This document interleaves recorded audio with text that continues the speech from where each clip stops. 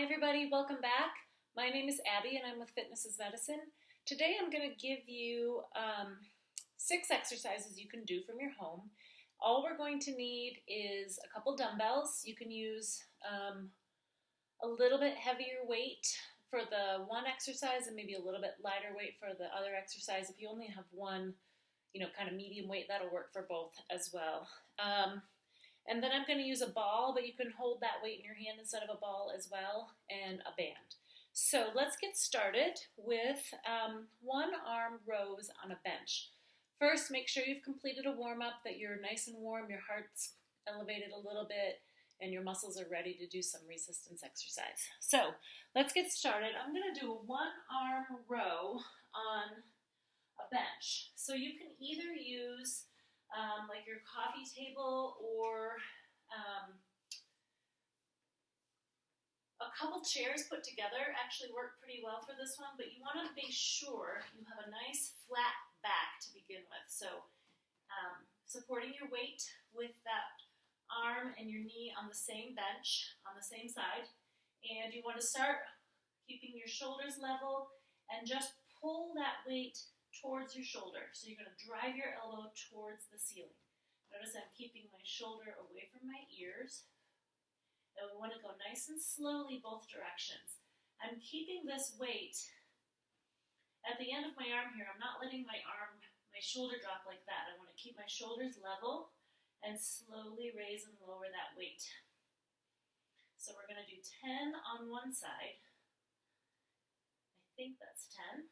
And then we're going to switch sides. You can set the weight down and then switch over. Put your knee down and put your one arm down like this. So you're going to have the same knee and the same arm on the bench. You want to keep that back nice and level. This should be a really supportive position for your back. And again, keeping those shoulders level, keeping your head in line with your spine. Like I always say, we don't want to dip it down here. But we also don't want to look forward. A lot of people have a tendency to want to look forward, and that just, it puts a lot of strain on your neck, which we don't need. We do enough straining on our neck in a normal day. When we're exercising, we want to keep everything in line so that our muscles work properly and we don't injure anything. When you pull back, you want to think about squeezing that shoulder blade. You're only pulling one, but you're pulling that shoulder blade towards the center. Okay. Good, that's one arm row. Next we're going to pick up, you can either use that same weight you were just using, or I have a medicine ball that I'm going to use. We're going to do some side squats. So, let's see. Pick up that ball. Remember to use good form when you're picking up weights. And I'm just going to hold the ball right here at my chest. So what I'm going to do is I want you to step out to the side and sit back and do a squat.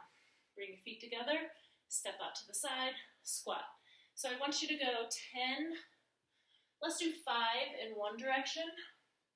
I'm just going to turn because I'm coming off camera here. But remember, when you sit into a squat, you want to sit back, like you're going to sit into a chair. Imagine there's a chair behind you and you're going to sit back into it. You want the weight of your body in your heels, and you want your knees straight forward, no collapsing towards each other, okay? So keep stepping, nice big step, sit back. Big step, sit back. Now I'm just gonna go the opposite way again. So once you go 5 one direction, come back the other direction. Sit back, holding that weight. Remember, if you don't have a ball, you can hold a dumbbell, you can hold a gallon jug, you can hold nothing too. You can absolutely do this without a weight, but sometimes holding a weight kind of gives you that center of gravity and can help you perform the exercise in a better form and a range of motion. Okay, now we're going to do a shoulder press. So I picked a little bit less weight than I was doing for my row. And what I want you to do is we're going to do an alternating shoulder press. I'm going to lift this up just a little. I might have to go behind my bench here to be seen. Okay, so I want you to alternate pressing one up and then the other. So if you are able, and you're able to stand with good balance safely, do a tandem stance while you're doing this exercise. We'll call in some good balance and work on those feet and ankle muscles all the way up the chain into your core. Keep your core nice and tight with this one. Many times people will have back pain when they press a weight over their head. So if you are having any back pain when you press overhead, go ahead and sit. You can sit on a ball, you can sit in a chair around that bench that you're using.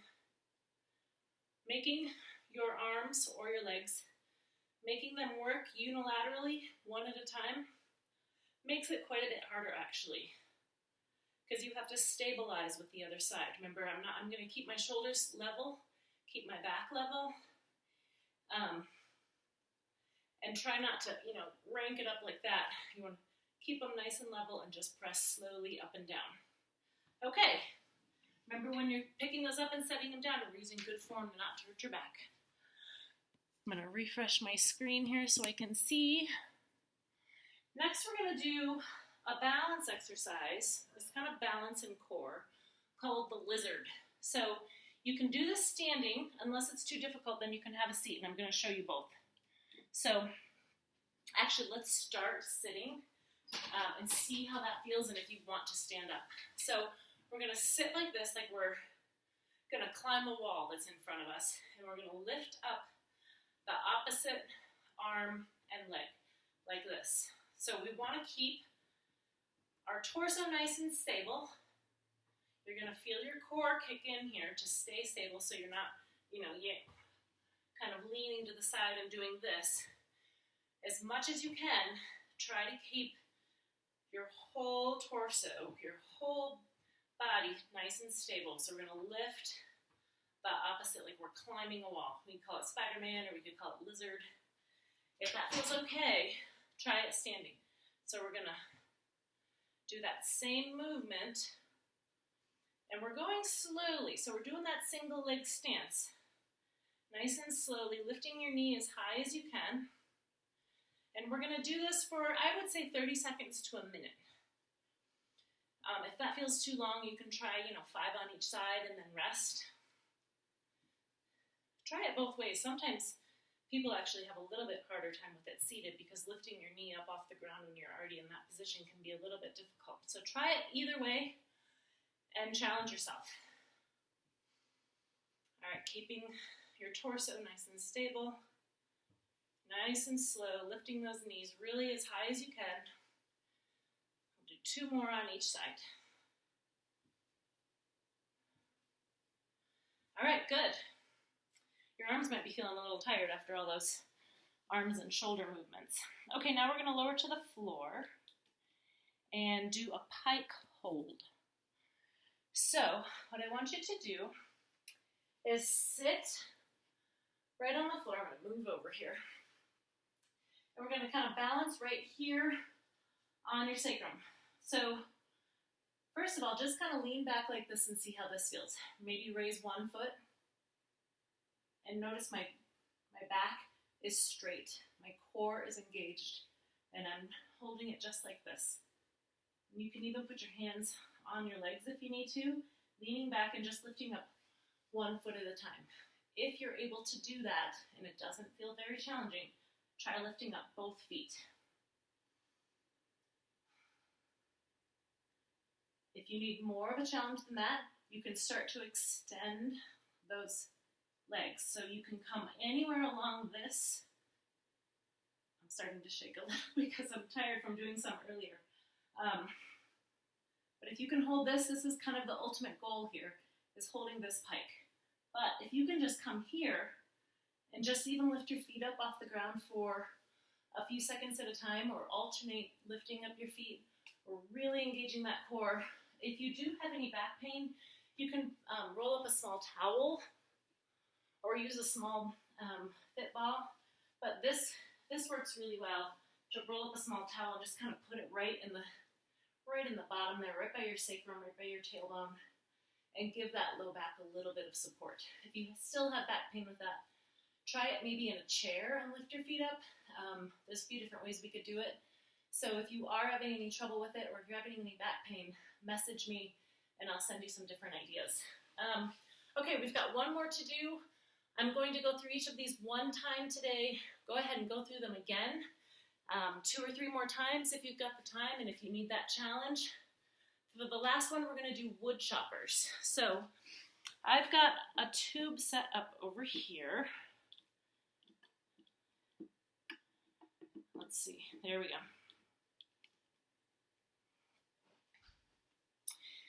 And I'm going to take this and I'm going to go high to low. So you can use a band wrapped around a doorway or wrapped around a higher railing.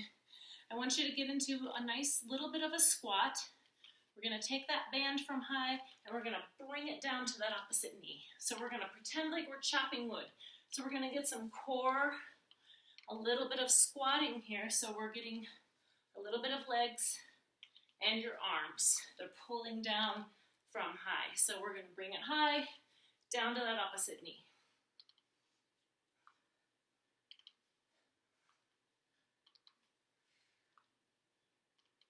If you need a little more resistance, remember you can always stand a little further out with that band, or you can stand a little closer in if it's too much. All right, now we're gonna go this way. So I'm trying to stay here on camera. So we're going high to low, chopping that wood. Using lots of different muscles here. We're using some back muscles and some arm muscles and core and legs. Lots of things are having to coordinate here for this movement. Remember, you want to kind of squat down as you come down, sticking your hips backwards like you're going to sit in a chair. And you're also shifting your weight kind of from one foot to the other a little. All right, those are Woodchoppers. All right, go ahead and try them all one time through, and then you can just rewind and go to the beginning of the video and do them all again, and then do them again. So you can do one, if you don't have time to do all of those, do one in the morning, do one in the evening, or do one in the morning, do one after lunch, things like that. Moving more is always more important. So even if you only get through these once, that's okay. It's still a good full body exercise and you're doing really great things for your body. So message me if you have any questions or comments, and make sure you stretch when you're finished with all of these. All right, thanks everybody. I'll see you next time.